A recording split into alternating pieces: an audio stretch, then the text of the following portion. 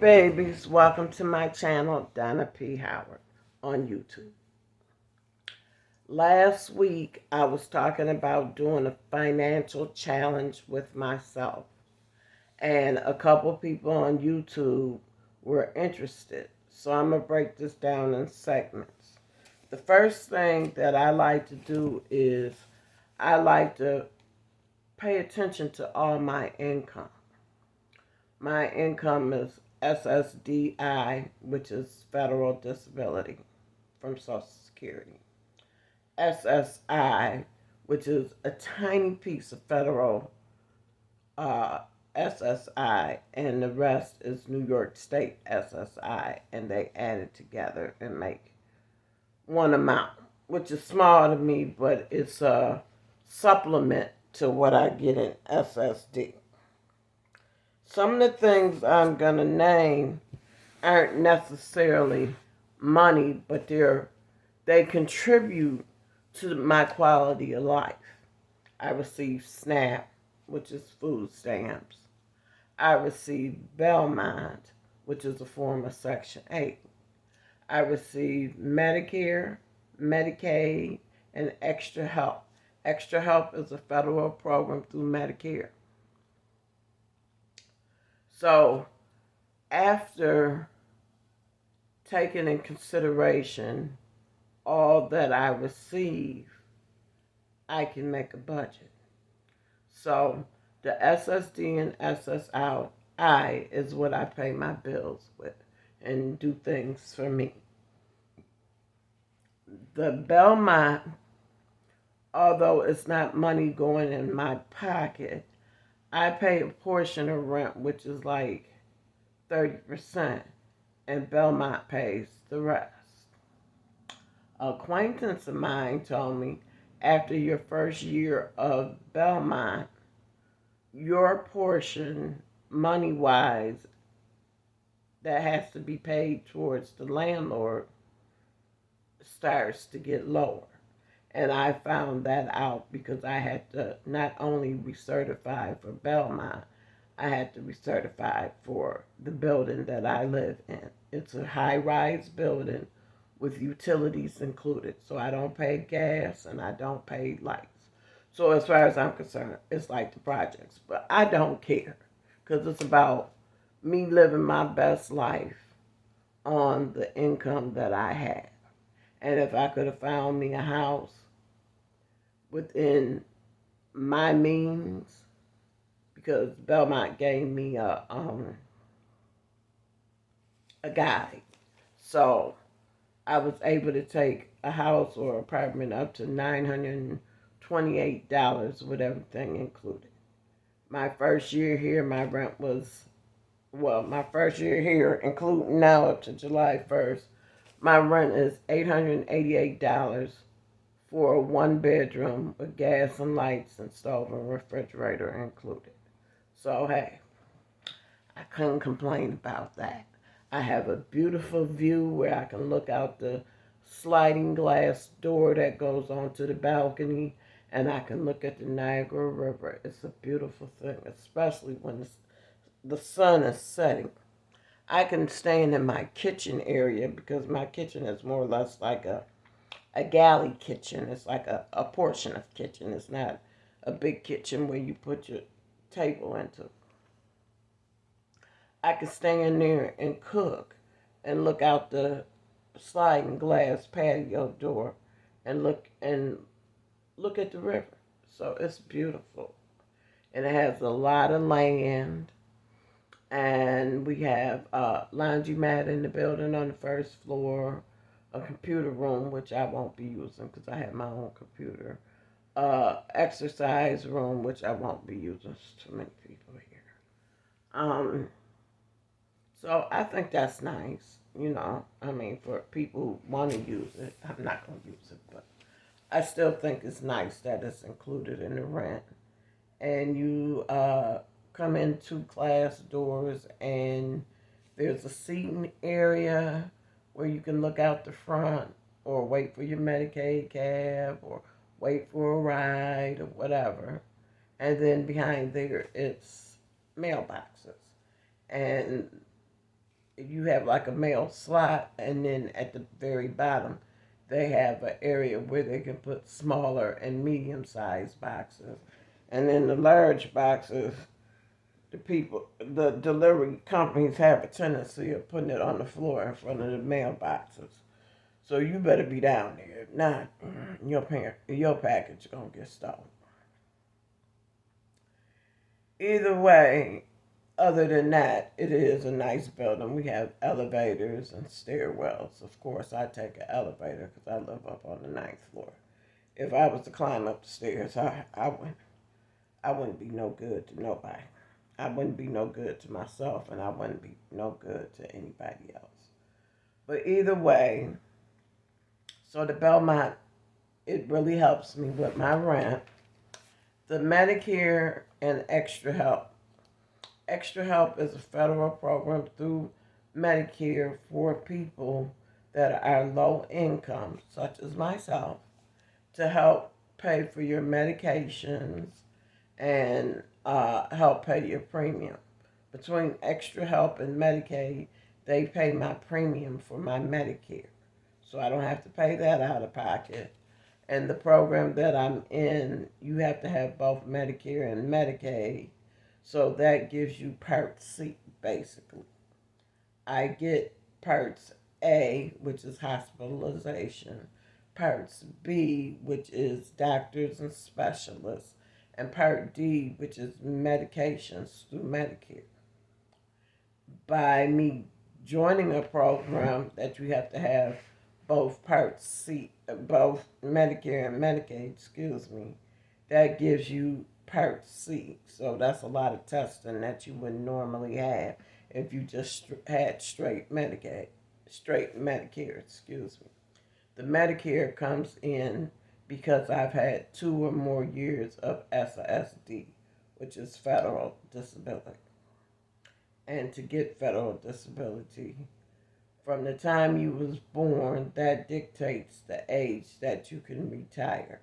I was born in 1964, so to fully retire, I would have to be 67 years old. My body gave out on me when I was 48 years old. So after 2 years, Medicare kicked in. I was on Medicaid, but to keep the Medicaid, I had to accept the Medicare. So they pay for all my insurance and medical equipment and whatever I need medical-wise. So I don't have to worry about that. I don't worry about the food because food stamps give me more than enough because I know how to shop. I know how to shop. I use a lot of coupons. I use a lot of rebate apps. And that'll come in another session. So now that I know that all I have to worry about is my personal bills and my rent, I'm already ahead of the game. I make a budget every month. So this is my budget for May 2023. And I make a budget. I write out my budget for the year. I really wrote it out for 2 years. So the next time I make a budget out, it'll be 2025. I do that ahead of time because that's just something I like to do. I list everything that I pay. I pay rent, Spectrum, which is my internet and house phone, T-Mobile, which is my cell phone, my Prime through Amazon, Christmas Club, Savings Club, wash clothes, and Tides. So most definitely I take my rent out first. And then when I pay it, I date it on the day that I paid it. So I paid my rent on the 3rd, so I paid 5/3/23, and I abstracted or started. So that's my way of knowing it's been paid. The Spectrum bill is due on the 15th of the month. Well, it's really due on the 19th, but being that I get my bills on the internet, it's ready on the 15th. My T-Mobile, I pay my son just so I can make these videos and stuff. So That's due when I give it to them. My prime is usually due at the end of the month, like the 30th or whatever, so that's cool. My Christmas club and my savings club, I dictate how much I want to take out of my check or what's left over. Excuse me. And I save money. I take some money and put in my Christmas club. My Christmas club is through a credit union. So I put money in it whenever I want to. I don't have a limit and I don't have a time frame. I just go and take money and put it in there. And it pays out November 1st. So whatever's in my Christmas club, it rolls over to my savings on November 1st. And then I could take it all out if I want to. My savings is just an account to save. I had to open a savings account to get the free Christmas club at the credit union that I joined. So that was cool. Oh, excuse me. So when Christmas comes, since I've been living in a building with my utilities included, I usually shop all year round for people's presents so I can get great value and great prices. So I usually don't have to dip into my money that's in my savings. And then I can revert it back to my Christmas club if I want, or I can leave it in my savings and then start all over again. I am going out of town at the end of the month, so I've been saving for my trip. Then wash clothes. I usually wash my clothes every month and a half. Well, what I do is I'll take $20 and I'll put it on my card. And where I live at, washing is $1.70 or more depending on what cycles you put it on. I wash my clothes on hot water. Then the dryer is starting out at $1.70 also. So I'll wash whatever loads I'm going to wash. So I'll go put in a load in the washing machine because I try to be mindful. I usually wash my clothes at the end of the month so most people done got their clothes out the way.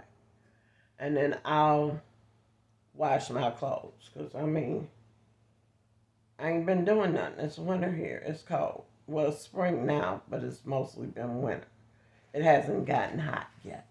So I got a couple pairs of sweatpants I knock around in, a couple pairs of stretch pants I knock around in, a pair of jeans or two that I knock around in the house. But then, like, if I got to go to the doctor's or I'm going to the grocery store, the food pantry, or the drugstore, or visiting or whatever, then, I'll get dressed and put on some clothes. And when I come home, if I know I'm going to be in for good, I'll take those clothes off and put some of my knockaround clothes back on. So I can wear my knockaround clothes a few times without them really getting stinky or anything. So that's cool, because I ain't doing nothing but sitting in the house. So that saves a lot of wear and tear on my clothes, because I'm not wearing them constantly. But in the summertime, I wear my clothes like anybody else. So when I finish washing, whatever I didn't finish washing, whatever I had to wash, I wash towels, washcloth, sheets, comforters, I don't care, whatever. And when my total gets low, like once it hits up under $10, I'll take another 20 and put it right back on that card, whether I'm finished or not. So, okay, some months it's higher, some months it's lower. But this way, I always have money on my card. And I like it like that because you never know. You might spill something accidentally or whatever, and you need to wash it. And I don't want to have to run to the bank just to wash it. That's why I put 20 on when I begin, or should I say, I'll see what I got left on there from last month. I'll wash that up until it gets under 10. I'll throw the 20 on there, and I'll wash. And if I wash the whole thing up, I'll turn around, and throw another 20 on there. If I don't, then I always have something to start with whenever I go washing. So that's cool with me. Um, and then the last thing I do is tithe for church. And then I have some spending money, and I might need to go to Dollar General or Family Dollar to get some cleaning products, or Dollar Tree, which is the cheapest, $1.25. Unless it's some products at Dollar General for $1, I'll get those products too. And I'll do what I need to do. Paper plates, laundry soap, bleach, whatever. I get it out of what I have. And then I'll have some personal spending money for me. And then I try to keep me some money, all month long. So if you make this budget out and list everything you owe out, and pay your bills and pay them in full, and then whatever is left over, you can decide what you are going to take out towards your financial challenge. And you put that money in there. Now, personally, right now I have 20 singles. So I'm going to start my financial challenge with that. And then when I go to the bank this month, I'm going to take a $20 bill and replace it for the 20 singles. Excuse me. So that's what I'm starting out with this month. Some of my viewers felt like, I don't have any money to save. If you're working week by week, sometimes you have to learn how to put a couple checks together. You don't have to save a lot. You just have to put something to the side to save. And it depends on how you get your income. I get my income once a month. So I can't do what I don't have, or put 25, or, it don't have to be nothing big. But then I do other things to get income. I do things to get non-taxable income.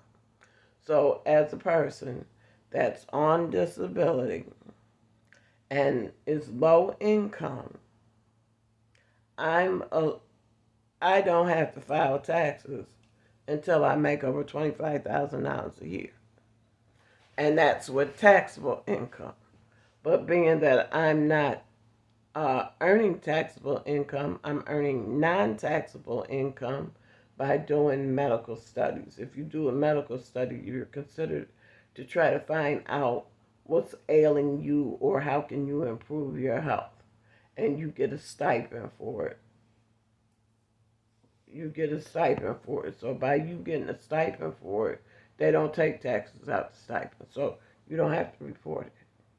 Or if I work for the Board of Elections, they don't take taxes out of that either, as long as I make under 600. So if I do 2 Board of Elections in a class, I'm making under 600. Nowadays we make 250 when we go to the Board of Elections.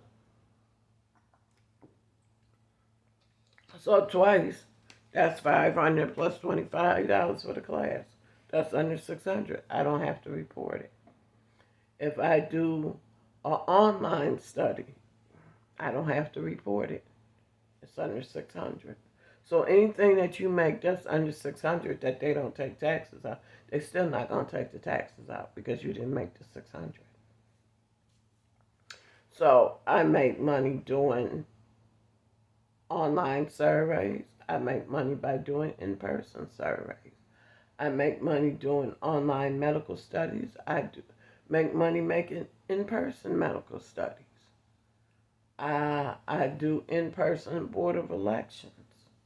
I do a lot of in-person. I'm not going to say a lot, but I do a fair amount.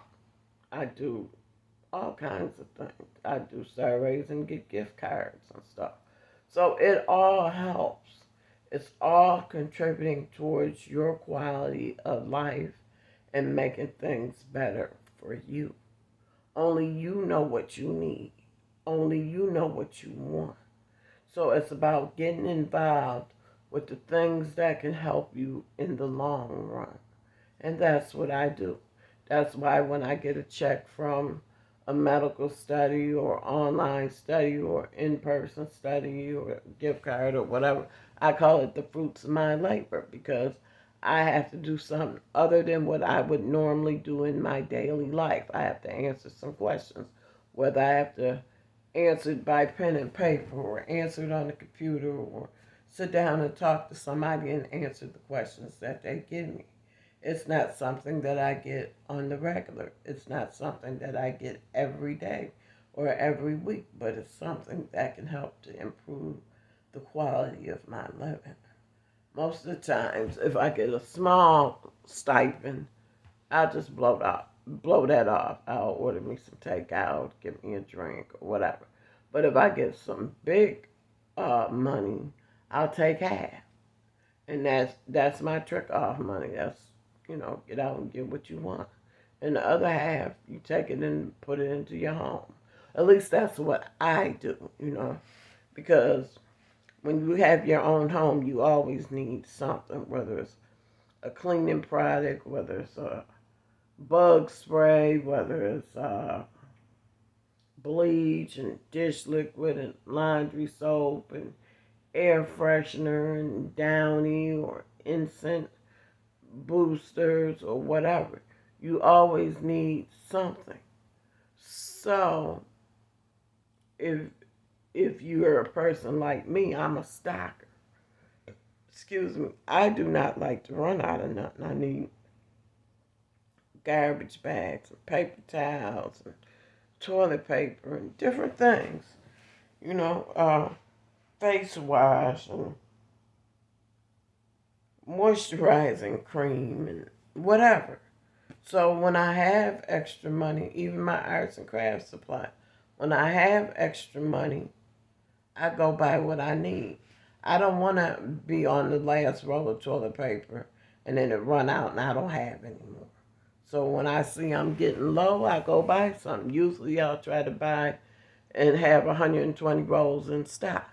But lately I just ain't been going out doing it. I mean, I can, but I just haven't. I'll go out and I usually go get the toilet paper from Walgreens, 10 rolls for $6. So depending on whatever else I went into Walgreens for, I might get 10, I might get 20, I might get 30 rolls. It just depends on what I'm trying to do at that moment.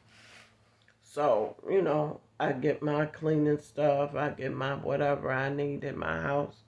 And when I run out, I can use the last little bit with no problems, throw that bottle out, go get another bottle, and continue to do what I'm doing.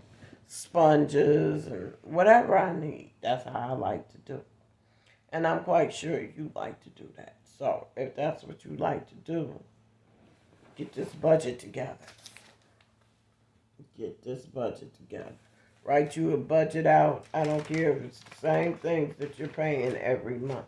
As long as you're writing it down and you're putting it somewhere you can see it and you can look at it, you can say, okay, here's my check or here's 2 checks. I put them together.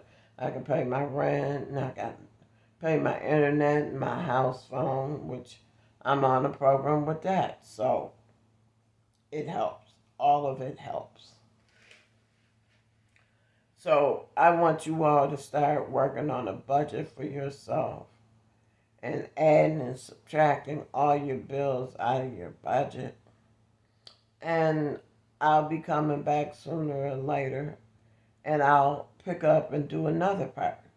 So this part is your assignment is figuring out what your budget is, adding all your income together for a month, and let's get them budgets together. So you can show me, you listed everything and how you figured out how much you can afford to pay towards your financial journey or your financial challenge. So next time we're going to talk about something else. I don't know. I got a lot of things planned when it comes to finances, but I really want to get good things. I want to get a copy of the paycheck stub and break down the paycheck stub to for every little slot, or get a copy of a W-2 form and break that down from every position. So until next time, please subscribe. Hit that notification button so you always know when I'm uploading. Share my videos with your family and friends. And leave me a comment. You know I love interacting with you all. Until next time, I'll see you later. Love you.